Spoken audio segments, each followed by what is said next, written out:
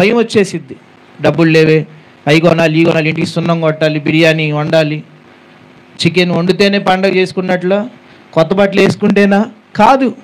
అవన్నీ లేకపోయినా, అవన్నీ వేసుకోవడం తప్పని కాదు, అవన్నీ లేకపోయినా, ఉన్నా లేకపోయినా హృదయపూర్వకంగా నువ్వు నా కోసం పరలోకాన్ని విడిచి భూమి మీదకి వచ్చావయ్యా అని ఆయన ఆరాధిస్తే చాలన్నమాట. అది దేవుడు కోరుకున్నాడు. దేవుని స్తోత్రం. ఆ గొర్రె కాపరులు ఉన్న స్థలానికి దేవదూత వచ్చంట, మీరు భయపడకండి, ప్రజలందరికీ కలగబో ఒక సంతోషకరమైన సువర్తమానం నేను మీకు తెలియజేస్తున్నాను. అదేంటంటే దావీదు పట్టణమందు రక్షకుడు మీ కొరకు పుట్టి ఉన్నాడు, ఆయన ప్రభు అయిన. క్రిస్మస్ అంటేనే సంతోషం. క్రిస్మస్ ఏం తీసుకొని వచ్చిందంటే ప్రపంచానికి సంతోషాన్ని తీసుకొని వచ్చింది. దావీదు పట్టణమందు రక్షకుడు పుట్టి ఉన్నాడు. ఇదిగో ప్రజలందరికీ, కొంతమంది మిమ్మల్ని ఎవరినంటే మీ పండగని మీరు అప్పుడు ఒప్పుకోవద్దు. ఎవరైనా ఇది మీ పండుగ అంటే ఒప్పుకోవద్దు. అందరి పండగ ఇది, ప్రజలందరి పండగ. దేవుని స్తోత్రం. ప్రపంచంలో ఉన్న వారందరి పండగ, ప్రజలందరికీ కలగబో మహా సంతోషకరమైన సువర్తమానం. ఇశ్రాయేలీలకి మాత్రమే కాదు, క్రైస్తవులకు మాత్రమే కాదు, ప్రపంచంలో ఉన్న మనిషిగా పుట్టిన ప్రతి జాతి వాడికి సంతోషకరమైన వార్త ఏంటంటే దేవుడే మనిషిగా ఈ లోకాన్ని దిగి వచ్చాడు. దేవుని స్తోత్రం. దేవుడే మనిషిగా, దేవుణ్ణి ఎవరు ఎప్పుడు ఎన్నడూ చూడలేదు. అద్వితీయ కుమారుడే ఆయన బయలుపరుస్తాడు. అద్వితీయ కుమారునిగా, జనతైక కుమారునిగా దేవుని రూపం ధరించి దేవుని లాగా మనిషిగా ఆయన ఈ లోకానికి దిగి వచ్చాడు. దేవుని స్తోత్రం. క్రిస్మస్ ఏం తీసుకొచ్చిందంటే సంతోషాన్ని తీసుకొచ్చింది. కాబట్టి ఈ క్రిస్మస్ కూడికలో, ఈ సెమీ క్రిస్మస్ యొక్క ఆరాధనలో, లేకపోతే క్రీస్తుని ఆరాధించే ఈ ప్రత్యేకమైన కూడికలో మీరు చేయాల్సిన పని ఏంటంటే సంతోషంగా తిరిగి వెళ్ళటమే. ఎలా వెళ్ళాలి? సంతోషంగా ఉండటమే. కనీసం ఈ నెల అయినా సంతోషంగా ఉండండి. ఈ 10 రోజులు, 2 వారాలైనా క్రీస్తు మన కోసం ఈ లోకాన్ని దిగి వచ్చాడు అని సంతోషించడమే నిజమైన క్రిస్మస్. మగపిల్లడు పడితే ఎంత సంతోషం, ఎంత ఆనందం. చూడండి, నవ్వుతున్నాము, ఎంత సంతోషం. దేవుడే మనిషిగా ఈ లోకాన్ని దిగి వచ్చాడు, ఇంకెంత సంతోషించాలి ఆయన్ని చూసి. బాధతో చెప్తారు చాలామంది హ్యాపీ క్రిస్మస్ అండి అని. అలా కాదు, సంతోషంతో చెప్పాలి. ఇప్పుడు మీరు మీ పక్కన వాళ్ళకి మీ సంతోషం కనబడాలన్నమాట. ఏమ్మా మీ సంతోషం ఏం కాదు, యేసు నామములో అవన్నీ వెళ్ళిపోను కాక. హల్లెలూయా. మనకి తుమ్మితే ఆగిపోవటం అలాంటివి ఏమి ఉండవు. కుక్క ఎదురు వచ్చినా, బల్లి ఎదురు వచ్చినా ఆగేది లేదన్నమాట. యేసు రక్తమే జయం. స్తోత్రం. మీ పక్కనున్న వాళ్ళకి మీరు సంతోషంతో హృదయపూర్వకంగా క్రిస్మస్ శుభాకాంక్షలు చెప్పండి. సంతోషం కనపడాలి. ఏది హ్యాపీ? ఏది happy? Happy Christmas, merry merry Christmas. Merry Christmas కాదు, చాలామంది మేరీ క్రిస్మస్ అంటారు. Merry Christmas. మెర్రీ అంటే సంతోషం, ఆనందం, ఉత్సాహం అన్నమాట. ఎంత ఉత్సాహంగా ఉందో. పాప పేరేంటమ్మా? Merry merry Christmas, happy happy Christmas అని మనం సంతోషించి ఆనందించి చెప్పాలి. మీకు అబ్బాయి పుట్టినా, లేకపోతే మీకు పిల్లలు పుట్టినప్పుడు ఎంత సంతోషంగా చెప్తారు, ఇలా నేను తండ్రిని అయ్యాను, తల్లిని అయ్యాను, ఎంత ఆనందం ఉంటుంది. ఆ సంతోషంతో క్రిస్మస్ శుభాకాంక్షలు తెలియజేయాలి. యేసుక్రీస్తు ఈ లోకానికి వచ్చాడని ఆనందించాలి. క్రిస్మస్ ద్వారా ఈ భూమికి ఏమొచ్చిందంటే ప్రపంచానికి సంతోషం వచ్చింది. అప్పుడు దాకా సంతోషం లేదా అంటే లేదు.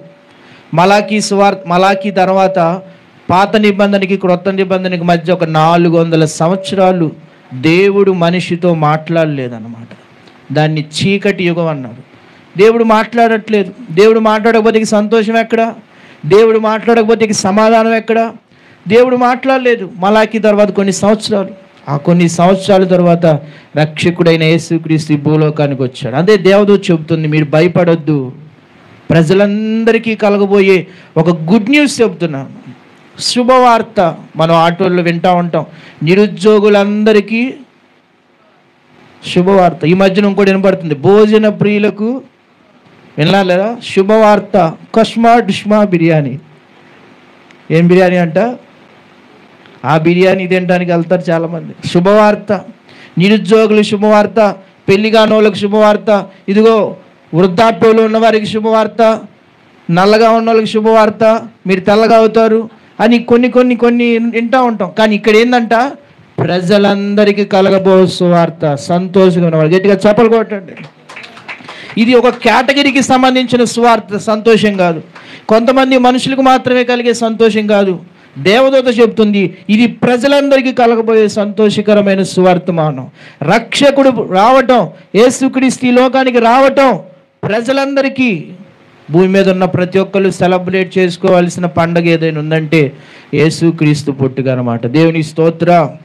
ఎందుకంటే ఆయన ద్వారానే చరిత్ర 2 భాగాలుగా విభాగింపబడింది. చరిత్ర ఏమైంది, 2 మొక్కలైంది అనమాట.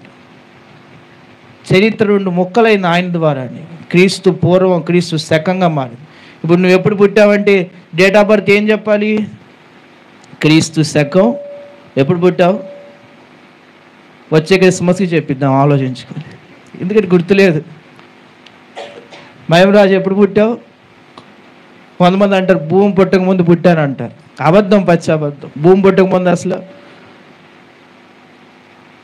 మన పుట్టుక ఎప్పుడు, క్రీస్తు శకం ఏప్రిల్ 1 ఫలానా సంవత్సరం మీరు పుట్టిన సంవత్సరం, అట్లా క్రీస్తు శకంలో మనం ఉన్నాం. క్రీస్తు పూర్వంలో ఉన్న వాళ్ళు కూడా కొంతమంది ఉన్నారు, ఇప్పుడు లేరు వాళ్ళు. అట్లా ఆయన పుట్టుక ద్వారా చరిత్ర 2 భాగాలుగా విభాగింపబడింది. అందుకని ఆయన యుగ పురుషుడు, శక పురుషుడు, ప్రపంచానికి వేసే ఒకటే. చప్పలు కొట్టి దేవుని స్తోత్రం, హల్లెలూయా. ఎంత గొప్ప సంతోషం, ఎంత గొప్ప ఆనందం. దేవుడే ఈ లోకాన్ని దిగి రావటం. యేసయ్య పుట్టుక గురించి అనేక మంది ప్రవక్తలు పాత నిబంధనలో ప్రవచిస్తూ వచ్చారు. పెద్ద ప్రవక్త అయిన యెషయా ప్రవక్త యెషయా గ్రంథంలో కన్యక గర్భవతి అయి కుమారుణ్ణి కంటుంది. ఆయనకి ఇమ్మానుయేలు అనే పేరు పెట్టబడుతుంది. ఆయనకి ఇంకా ఆశ్చర్యకరుడు, ఆలోచనకర్త, సమాధానకర్త, బలవంతుడైన దేవుడు, నిత్యుడగు తండ్రి, అనేకమైన పేర్లు పెట్టబడతాయి. ఇంకా మీకా ప్రవక్త ప్రవచించాడు, రామాలో అంగలార్పు వినబడుతుంది. ఇంకా అనేక మంది ప్రవక్తలు ఆయన పుట్టుక గురించి కొన్ని సంవత్సరాల క్రితమే, వేల సంవత్సరాల క్రితమే ప్రవచిస్తూ వచ్చారు. ఆ ప్రవచనాలన్నీ కూడా నెరవేర్చబడ్డాయి. అందుకని పాటలో ప్రవచనాలు నెరవేరాయి, శ్రమ దినాలు ఇక పోయాయి, విడుదల కలిగించే, స్వస్థత ప్రకటించే, యేసయ్య పుట్టాడని, రక్షించవచ్చాడని. మన కోసమే యేసయ్య పుట్టాడని, రక్షించవచ్చాడని. అంబరానికి అంటే దాకా అవసరంలా, పక్క సందులోకి వినపడేలాగా మీరు చెప్తే చాలు. అంబరానికి అంటేలా, సంబరాలతో చాటాలా, యేసయ్య పుట్టాడని, రక్షించవచ్చాడని. ఎంత సంతోషం. ఈ లోకంలో కొన్ని శుభవార్తలు ఉన్నాయి, అవి కొంతమందికే. కానీ యేసయ్య పుట్టుక అనే శుభవార్త మనుష్యులందరికీ అంటాం. చాలు ఒక మాట సువార్త చెప్పడానికి.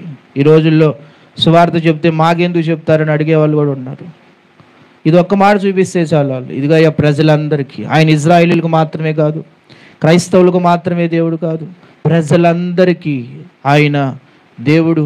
కాబట్టి ఇదిగో ప్రజలందరికీ ఇది ఒక శుభవర్తమానం. దావీదు పట్టణమందు రక్షకుడు మీ కొరకు పుట్టి ఉన్నాడు. ఆయన పేరేంటంటే ప్రభు అయిన క్రీస్తు. యేసు అనగా అర్థం ఏంటి? యేసు అనగా అర్థం ఏంటి? యేసు అనగా అర్థం ఏంటి? రక్షకుడు, సేవియర్, రక్షించేవాడు. క్రీస్తు అనగా అర్థం ఏంటి? అభిషక్తుడు లేదా మెస్సయ్యా.